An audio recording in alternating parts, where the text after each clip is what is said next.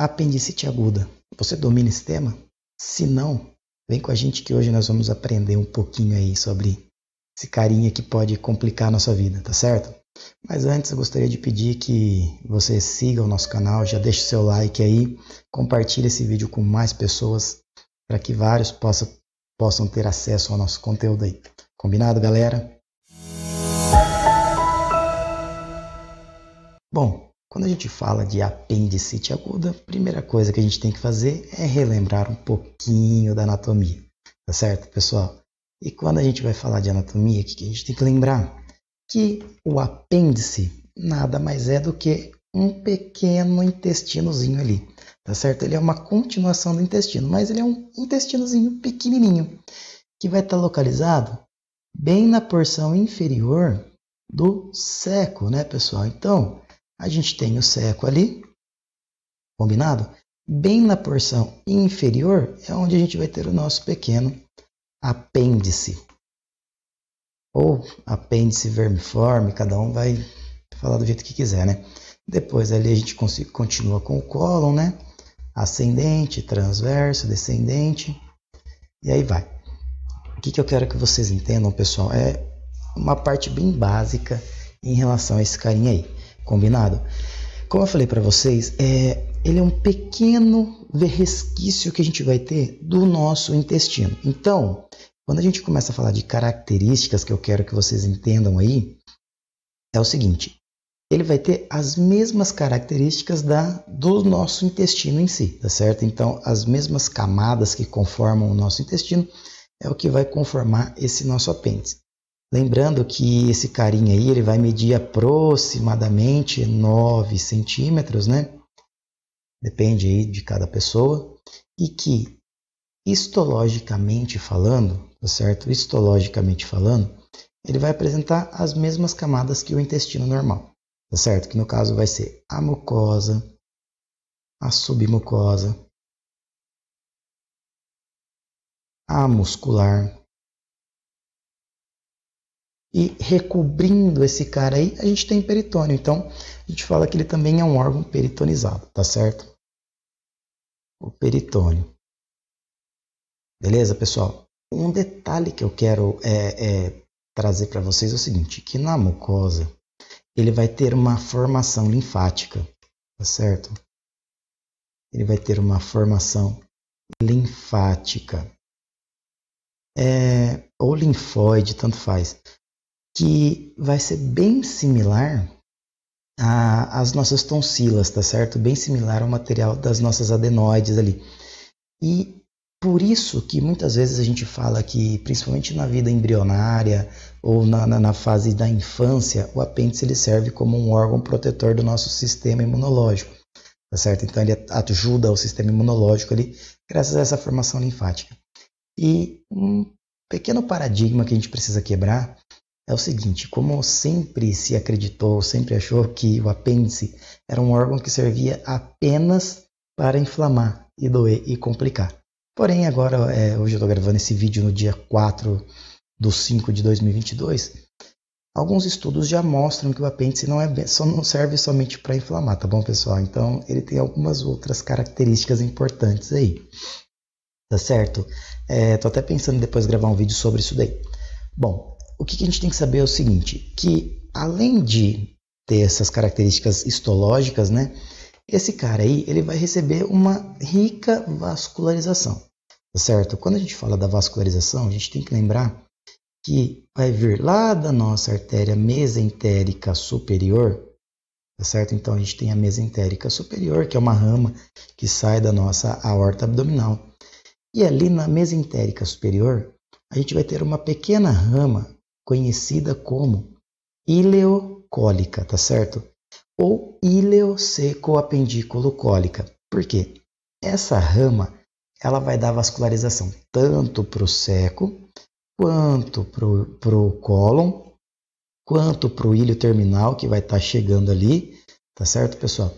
E também ela vai soltar uma pequena raminha colateral, que vai ser conhecida como apendicular. Tá certo? Então tem uma pequena raminha conhecida como apendicular. Então essa que é a apendicular, que vai dar a vascularização desse carinha que a gente está falando, do nosso apêndice vermiforme aí, tá certo? E aí, lembrando, apendicular que é a rama da ileocólica, ou ilioseco-apendiculocólica, que é uma rama da mesentérica superior, combinado? O que eu quero que vocês entendam é o seguinte, que, como eu disse para vocês, ele é um pequeno intestinozinho ali, com um orifício de entrada, tá certo? Porém, com uma terminação. Lá no finalzinho ele tem uma pequena terminação. Então, ele vai estar ali como se fosse um intestino normal, só que pequenininho. Combinado, galera? Então, esse é um detalhe importante que eu quero que vocês tenham. E que, além da função linfóide que a gente falou aí, esse cara também ele vai servir para promover secreções. Ele promove as mesmas secreções que o meu intestino promove, ele também vai promover. Então, ele promove secreções. Nesse cara também temos bactérias, tá? Nesse cara a gente também vai ter suco gástrico, certo? Então, ele é um pequeno intestinozinho, combinado? E quem que vai dar a inervação para esse cara, tá certo? A inervação dele vai ser dada por fibras do nosso plexo celíaco, tá certo? Então, são raminhas lá do nosso plexo celíaco. E aqui eu quero abrir um parêntese interessante para vocês, que é o seguinte. Quando o apêndice ele é formado na nossa vida embrionária, ele é formado lá no nosso intestino médio, tá certo? Que é formado a nível do nosso epigástrio. Depois, com a rotação, tudo que vai acontecendo, aí esse cara aí ele começa a ir se localizando aonde ele precisa ir. Combinado, pessoal? Que é, no caso, ele vai lá para a nossa fossa ilíaca direita na maioria das vezes, certo? Então, na maioria das vezes, depois que a gente nasce, o nosso apêndice ele se localiza na fossa ilíaca direita. Mas durante a sua formação, a nível do epigástrio, lá no intestino médio. Então, esse é um detalhe que eu quero que vocês entendam, porque isso vai fazer total diferença na clínica do paciente. Que as mesmas fibras que formam o intestino médio vai formar o nosso apêndice vermiforme, tá certo? As mesmas fibras vão ser compartilhadas, fibras do plexo celíaco. E um detalhe interessante é o seguinte, que essas fibras, pessoal, elas não são mielinizadas, tá certo? Então, ó, fibras não mielinizadas. E por que eu estou colocando isso daqui? Porque é interessante a gente saber que essas fibras não mielinizadas, elas são muito ruins para definir aonde está a nossa dor, tá certo? Então elas não são muito boas assim quando a gente fala quando a gente está falando de localização da dor, certo? Então, quando a localização da dor é dada por fibras não mielinizadas, a gente não consegue definir o ponto exato. Diferente do peritônio que vai estar rodeando o nosso apêndice, tá certo? O peritônio que vai estar rodeando o nosso apêndice, ele é formado por fibras bem mielinizadas. Então, ó, o peritônio que estará rodeando o apêndice, ele tem fibras mielinizadas. E esse sim consegue definir bem a dor. Então, por exemplo, se a dor é aqui, a gente vai falar, pô, a dor está nesse ponto exato, aqui, bem aqui, tá bom? A gente consegue definir onde é a dor. Combinado, pessoal? Então a gente vai ver que isso vai ser muito importante na hora que a gente falar da fisiopatologia, tá certo? E mais um detalhe interessante é o seguinte, como eu falei para vocês, o apêndice ele se localiza na nossa fossa ilíaca direita, tá certo? Só que tem um ponto específico que a gente usa para localizar esse apêndice aí, certo? Que é o famoso ponto de McBurney. E como que a gente vai achar esse ponto de McBurney? Então pensa que aqui de uma forma bem feinha, pessoal, esse é o abdômen da pessoa, tá bom? Aqui a gente tem o abdômen. Aí, continuação seria as pernas aqui, né? Então, aqui teria o umbigo, tá certo? E aqui, pessoal, ó, nesse pequeno pontinho, seria a espina ilíaca anterosuperior, certo? Aquela pequena espinha ilíaca anterosuperior que a gente tem ali no nosso osso ilíaco, tá bom? O que a gente vai fazer? A gente vai traçar uma pequena linha imaginária desde espinha ilíaca anterosuperior até o nosso umbigo ali, tá certo? E aí a gente vai dividir essa linha em 3, tá certo? Então a gente tem a porção lateral, medial e média, né? E medial aqui. Nesse ponto aqui, ó, pessoal, bem na nossa porção que liga entre a porção média e lateral, é onde a gente vai encontrar esse famoso ponto de McBurney. McBurney. Tá certo? E basicamente aí é onde a gente encontra a maior parte dos casos aí, a gente vai encontrar o apêndice da pessoa, tá certo? Claro que pode ter, muitas vezes o apêndice ele pode estar aqui, muitas vezes ele pode estar no hipocôndrio, muitas vezes ele pode estar do outro lado, tá certo? Então isso depende muito de cada pessoa, mas na maioria das vezes ele vai ser encontrado aqui nesse ponto de McBurney, que fica onde? Na fossa ilíaca direita. Combinado, pessoal? Então, em relação à anatomia básica que eu queria falar para vocês, era só essa questão que eu gostaria de relembrar, tá bom? Agora vamos entrar direto na fisiopatologia para já entender o que acontece para que esse cara gere um problema aí, tá certo? Primeira coisa que a gente tem que entender é o seguinte, que a apendicite, ela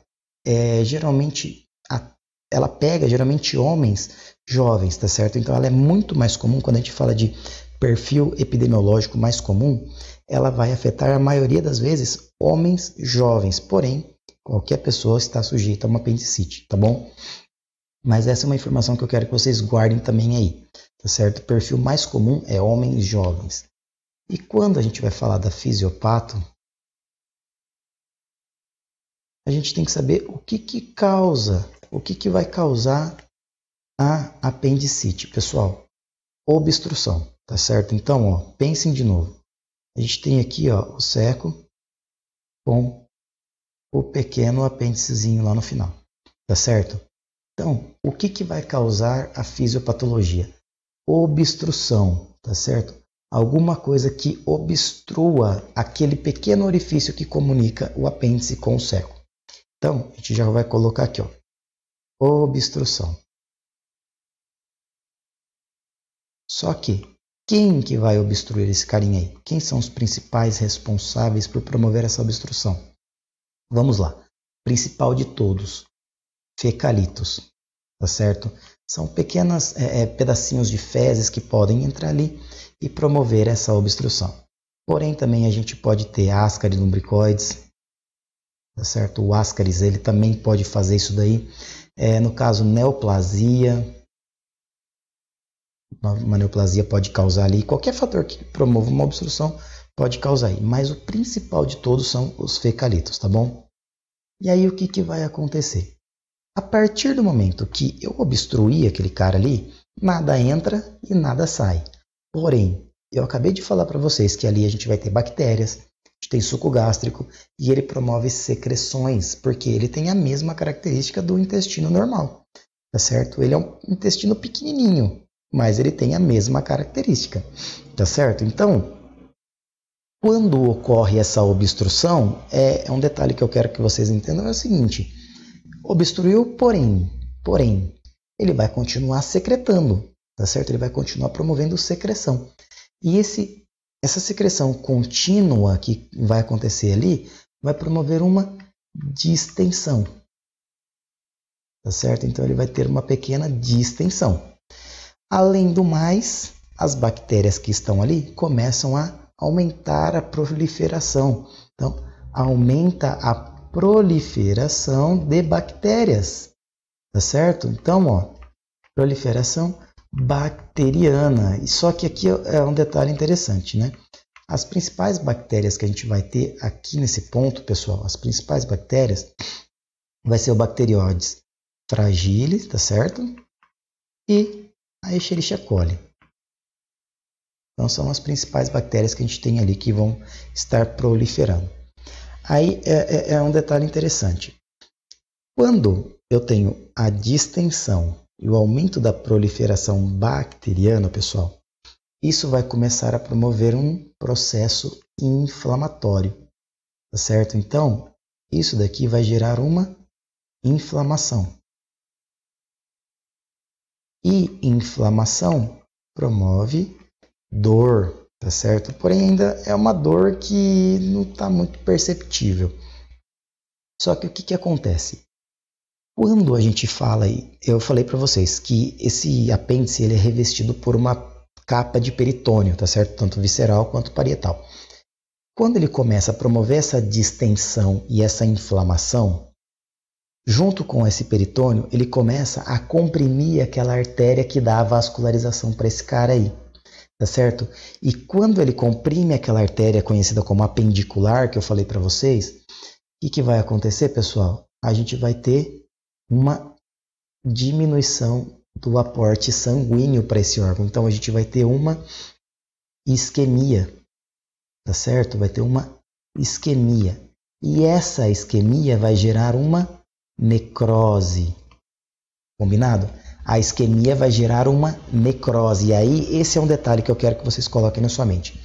Isso daqui vai acontecer aproximadamente 12 horas após o início do quadro, tá certo? Então, houve obstrução, começa a distensão, a proliferação bacteriana, gera inflamação. A partir da inflamação até a isquemia, 12 horas vão acontecer aí. E aí é um detalhe, pessoal. Nesse momento, quem está sofrendo é somente o apêndice, tá certo? É só o apêndice que está sofrendo aqui. E aí, lembra que eu falei que o apêndice ele era inervado por fibras do plexo celíaco não mielinizadas, que a gente não conseguia definir muito bem a dor? Então, o que a gente vai apresentar? Uma dor um pouco difusa, que a gente não consegue caracterizar bem o que é. Porém, eu não falei que esse cara, na nossa formação embrionária, ele se dava a nível do intestino médio e ele compartia com as mesmas fibras.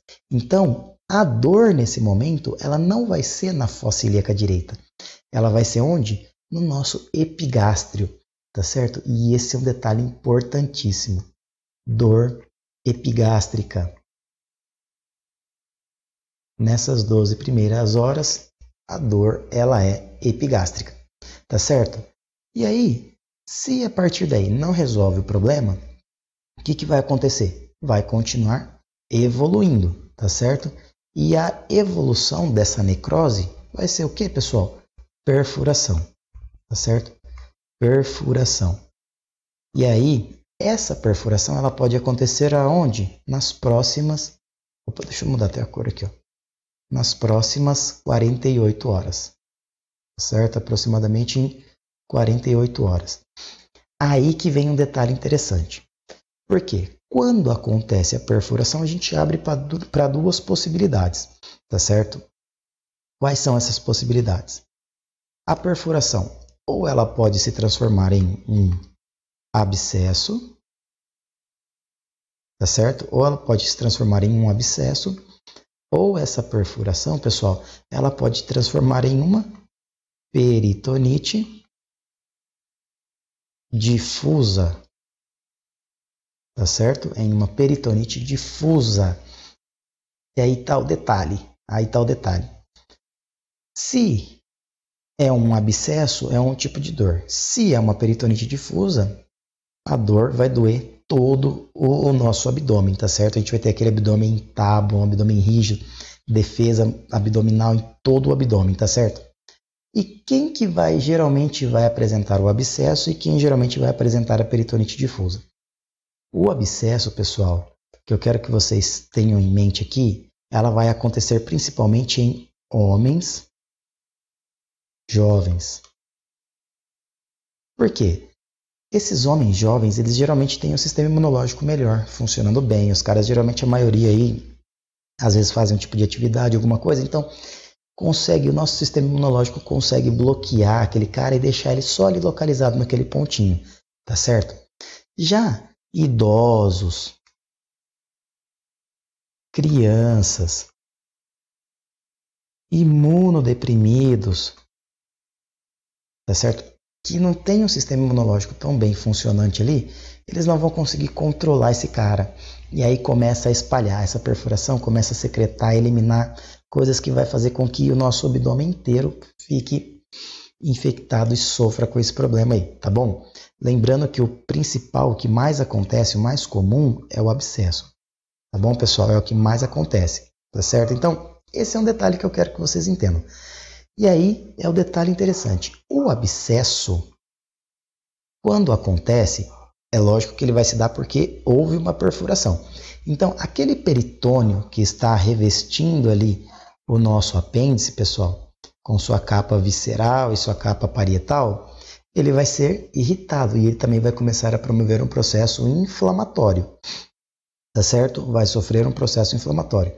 Porém, lembra que eu falei para vocês que o peritônio nessa região aí, ele é inervado por fibras mielinizadas? E essas fibras mielinizadas são muito boas para definir o local específico da dor. Agora, então, nesse ponto aqui, pessoal, a gente vai ter uma dor específica, que vai ser em fossa ilíaca direita, tá certo? Dor em fossa ilíaca direita. Agora a pessoa consegue localizar. Não, doutor, ó, agora dói aqui. Ah, mas antes estava doendo aqui? Antes estava doendo aqui, mas agora dói aqui. Tá certo? Antes eu não sabia muito bem, era uma dor meio que aqui, não sei, não dava para definir, mas agora dói aqui, nesse ponto específico. Tá bom? E quando a gente olha para isso daqui, isso é a fisiopatologia desse cara. Então teve uma obstrução que gerou uma distensão e uma proliferação bacteriana, gerou uma inflamação, gerou uma isquemia com necrose e perfurou. Aí da perfuração ou abriu para abscesso ou para peritonite difusa. Tá certo? E aí a gente tem a fisiopatologia já com o quadro clínico. Claro que na clínica a gente adiciona alguns detalhezinhos a mais que eu vou mostrar para vocês, mas é isso que acontece na fisiopatologia desse quadro. Tá certo, pessoal? E aí é um detalhe interessante, porque a gente vai ver alguns detalhes a mais aí que eu quero falar para vocês, que são os famosos sinais da apendicite, tá certo? Mas antes de falar dos sinais, vamos falar da clínica, né? Porque o que acontece? Qual que vai ser a clínica desse cara aí? Então, ó, quando a gente fala de clínica, ela é bem simples, porque a gente já falou. É dor, dor. Lembrando que a apendicite aguda, ela é a principal causa de abdômen agudo inflamatório que a gente vai ter. Tá bom, pessoal? É a principal causa de abdômen agudo inflamatório. Então, quando a gente começa a falar de abdômen agudo, quando a gente fala do inflamatório, a apendicite é a principal delas. São várias, mas a apendicite é a principal delas, tá bom? Então, ó, clínica. É uma dor. Só que é uma dor de início. Ó, com início em epigástrio. Tá certo? Que irradia para fossa ilíaca direita, em aproximadamente 48 horas. Essa é a evolução. Então, é uma dor que inicia em epigástrio e que irradia para a fossa ilíaca direita. E eu quero colocar um detalhezinho aqui, que essa dor que começa em epigástrio e irradia para a fossa ilíaca direita com o passar do tempo, junto com os outros sintomas que a gente vai ver, é conhecida como cronologia de Murphy. Tá bom, pessoal? Cronologia de Murphy.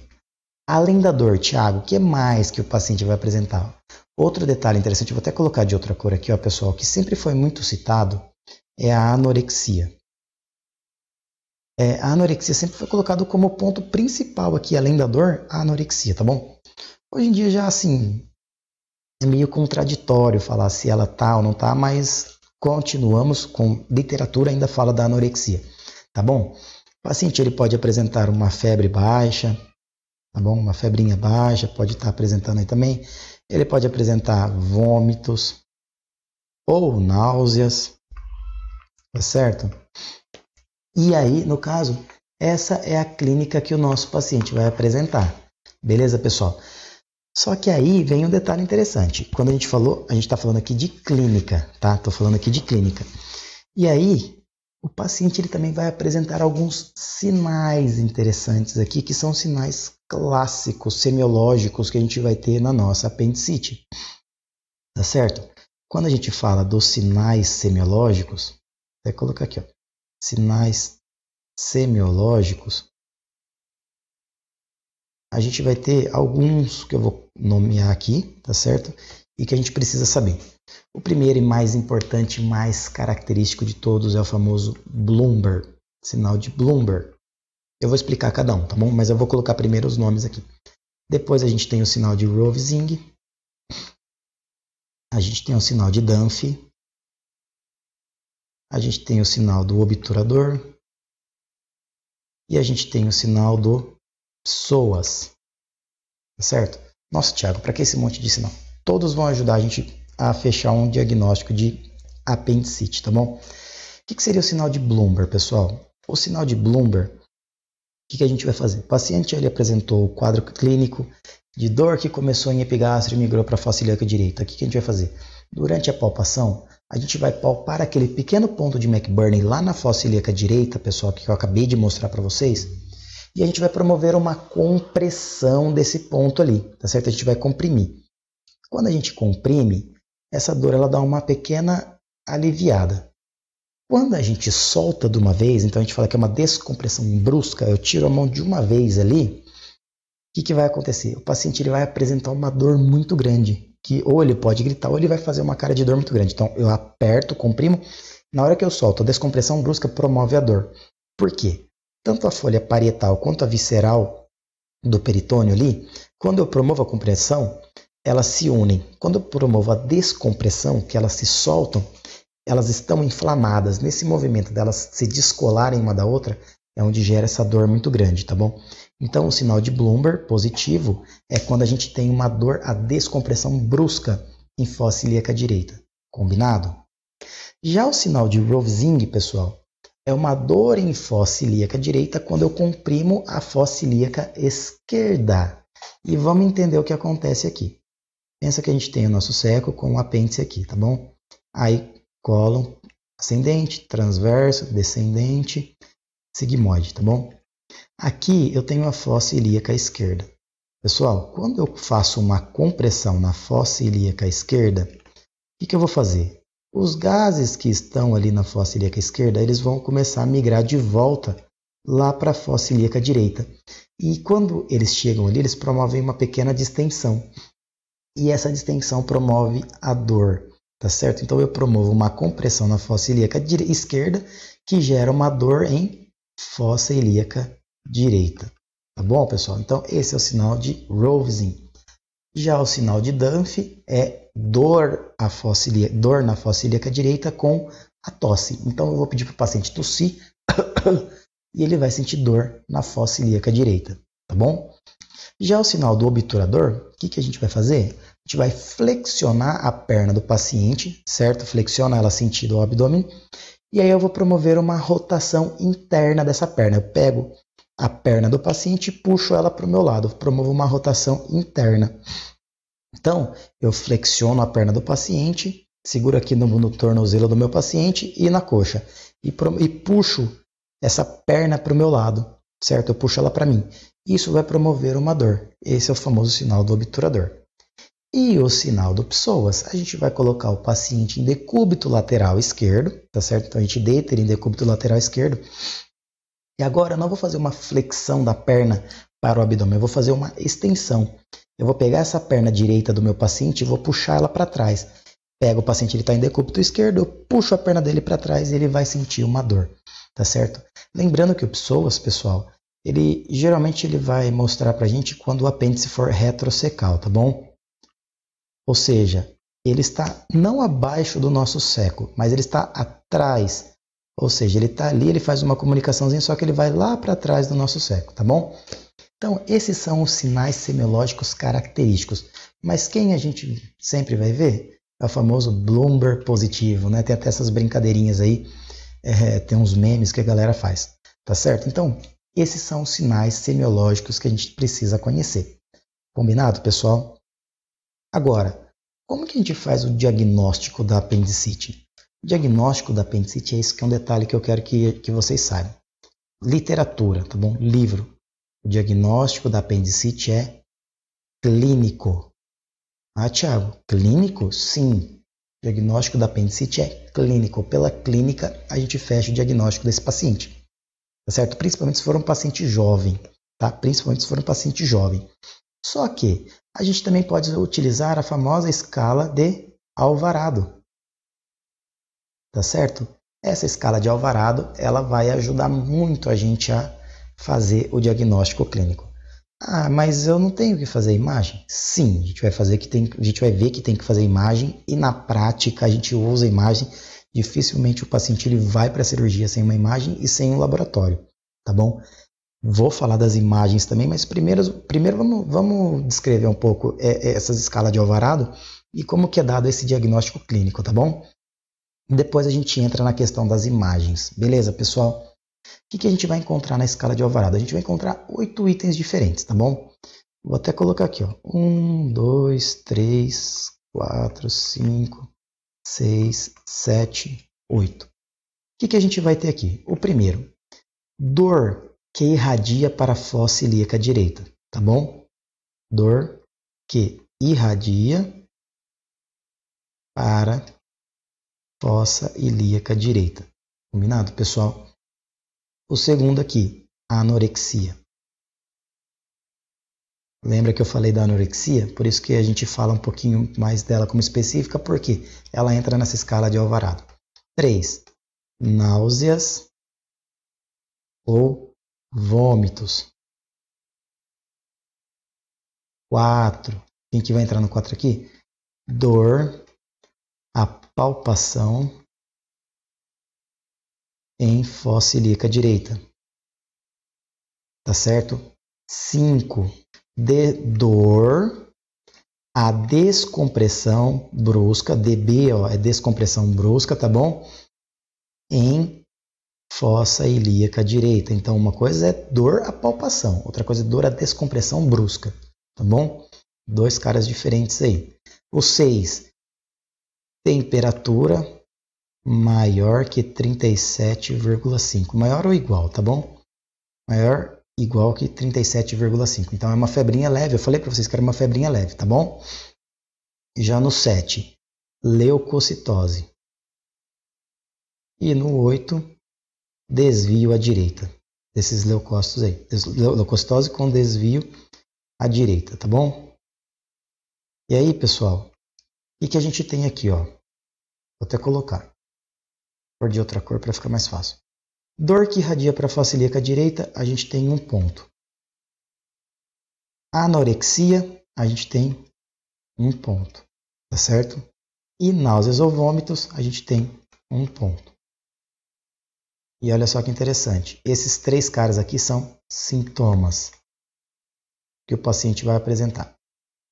Dor à palpação em fossa ilíaca direita, 2 pontos. Dor à descompressão brusca em fossa ilíaca direita, 1 ponto. Temperatura de maior ou igual a 37, 1 ponto. Esses 3 caras aqui são sinais que o paciente vai apresentar. Lembra que sinais é o que a gente vê, sintomas é o que o paciente refere, tá bom? E leucocitose, 2 pontos. E desvio à direita, 1 ponto. Esses caras aqui são parâmetros laboratoriais. Tá certo? Laboratório.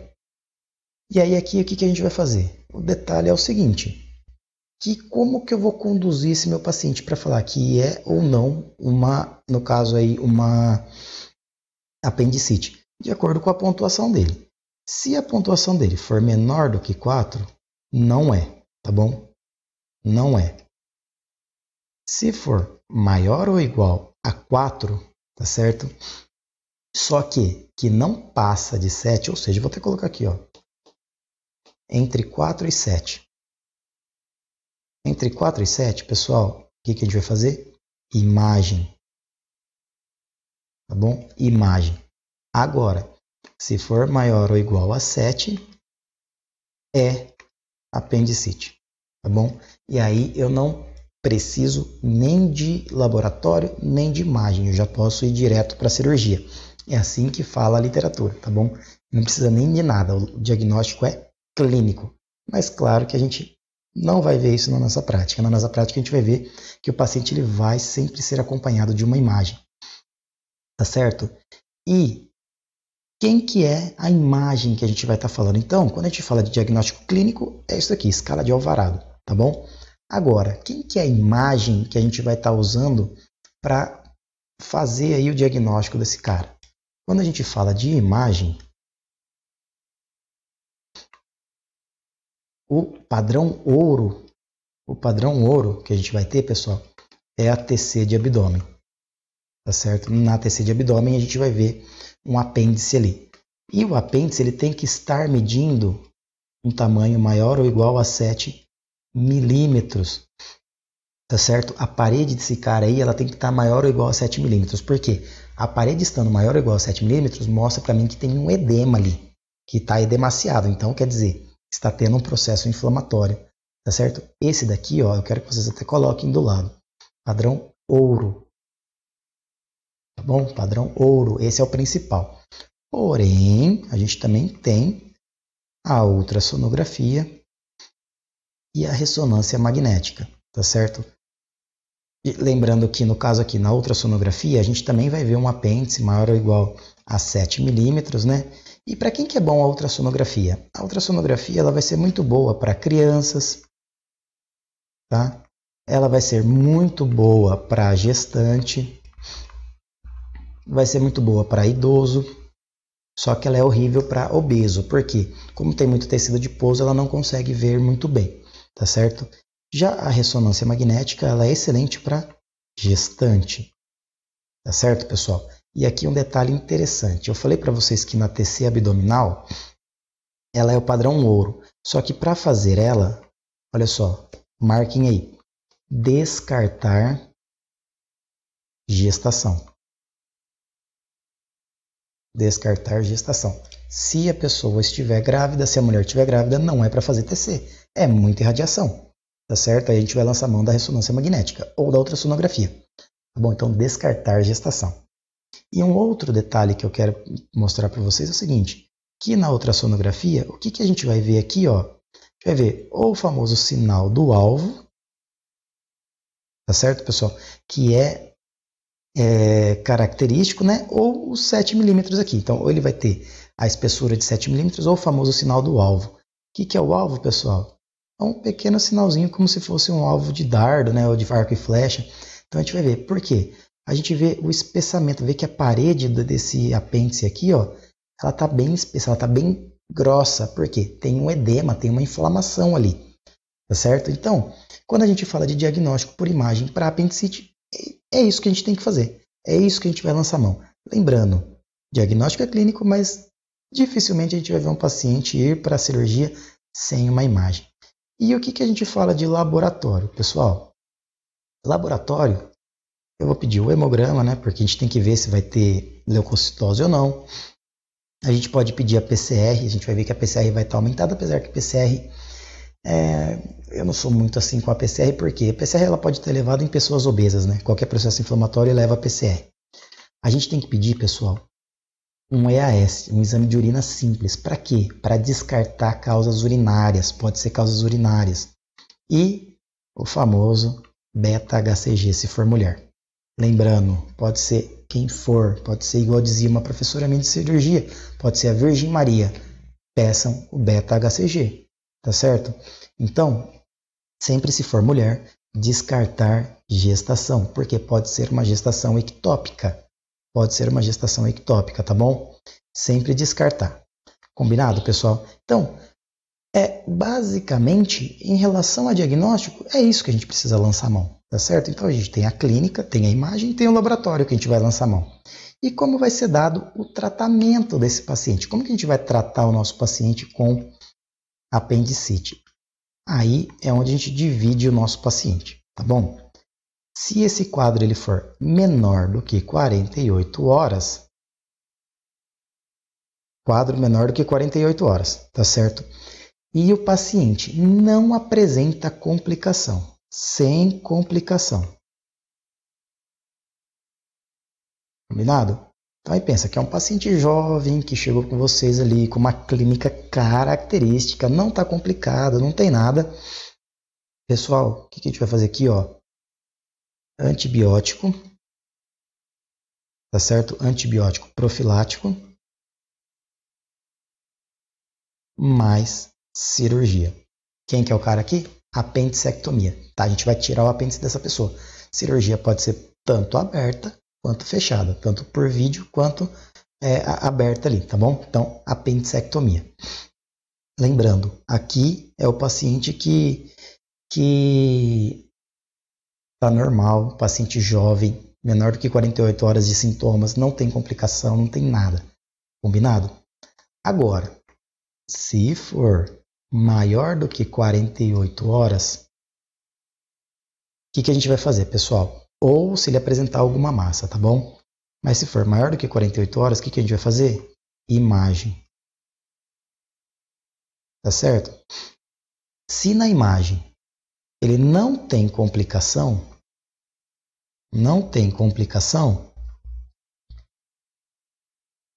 o que a gente vai fazer? A gente vai conduzir ele igual ao caso anterior.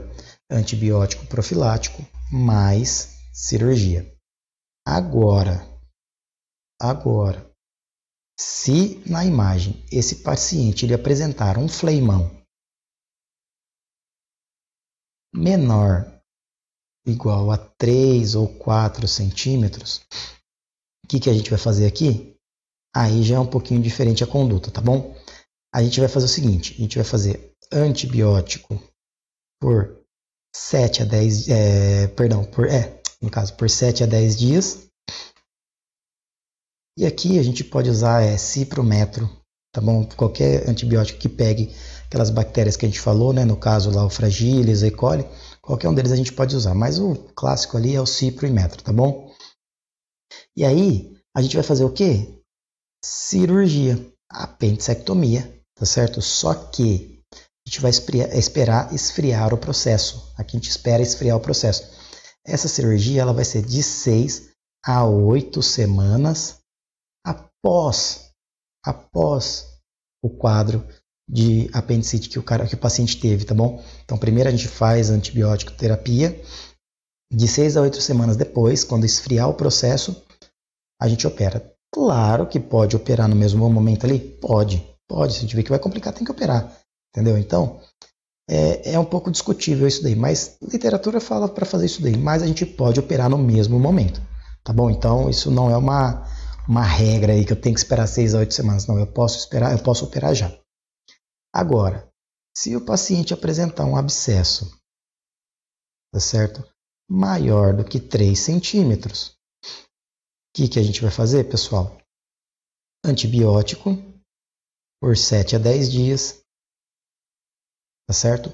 Só que agora a gente vai entrar com uma drenagem percutânea,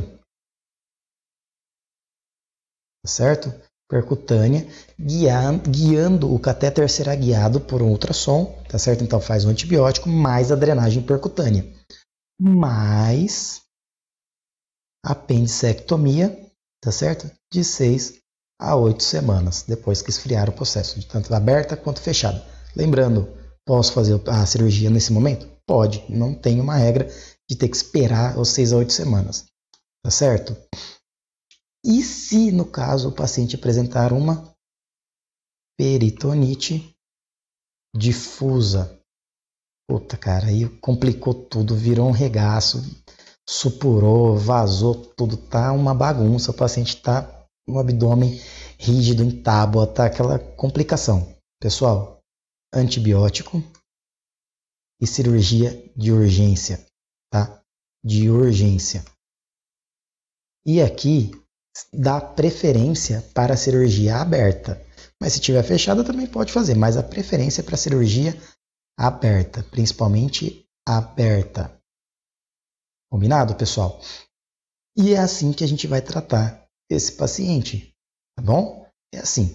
Claro que tem alguns casos aí que a gente pode falar, mas e aí, já tem... Pô, Thiago, eu já vi que em alguns casos pode não necessariamente fazer a cirurgia, pode deixar. Pode, pessoal, tem literatura aí que fala que pode deixar, que às vezes se resolver o problema, não precisa operar, mas o que a gente vê hoje como mais comum é isso daqui, tá bom? E quais são as complicações que a gente pode ter no pós-operatório? Esse é um detalhe que eu quero que vocês entendam, tá bom? Complicações do pós-op.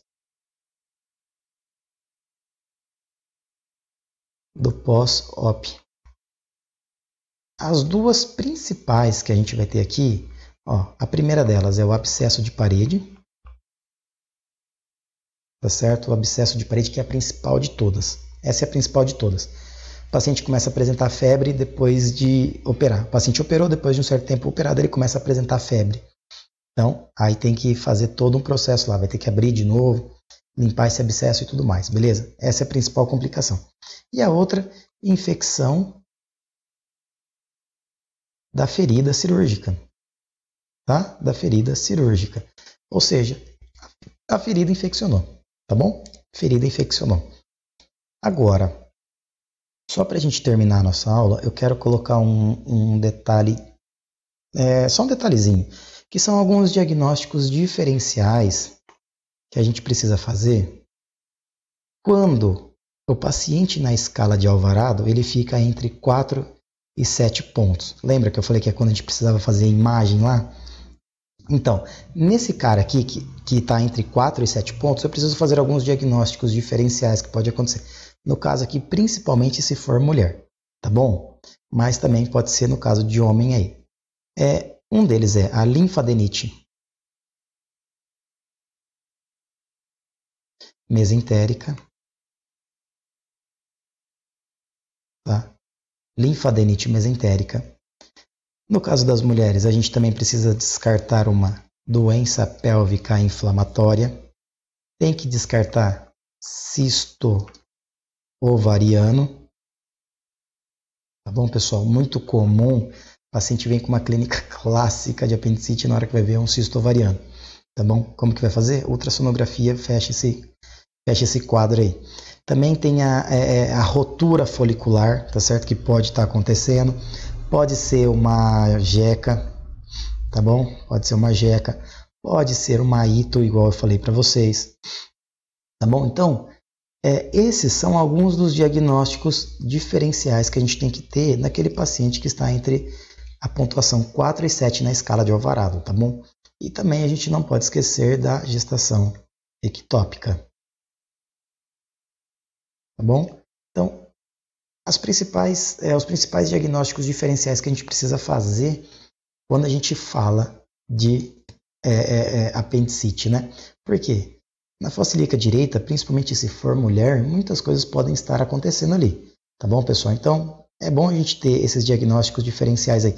Sempre quando a gente for olhar para um paciente, estou com o meu paciente ali, vi a clínica dele, fiz toda a minha anamnese e tudo mais. A hora que eu partir para o exame físico, eu já tenho mais ou menos na minha cabeça o que pode ser, tá certo? Mas com a anamnese, eu já consigo pensar, me guiar. Ah, é uma apendicite? Não. Ou isso daqui pode ser mais uma gestação ectópica, pode ser mais uma ito, tá certo? Porque cada um tem as suas características, tá certo? Na hora que eu partir para o exame físico, eu só vou fechar o meu pensamento, tá certo? Porque o exame físico ele vai complementar o meu raciocínio clínico, tá certo? Eu já vi a clínica do paciente, fiz toda aquela busca de sinais e sintomas, aí eu vou fechar com o exame físico, tá certo? Claro que depois tem laboratório e tudo mais, mas trazendo mais para essa parte mais semiológica, mais clínica da coisa, tá certo? A gente já fecha mais ou menos o nosso quadro ali.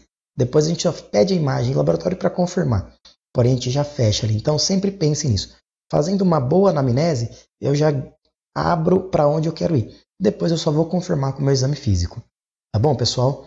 Bom, isso era o que eu tinha para falar para vocês sobre apendicite. Espero que tenham gostado dessa aula, que tenha ficado claro esse tema, tá bom? Se gostaram, deixa o like, siga o nosso canal, compartilhe esse vídeo para que mais pessoas possam ter acesso a esse conteúdo. Tá bom, pessoal? Muito obrigado por tudo e a gente se vê numa próxima aula aí. Um abraço.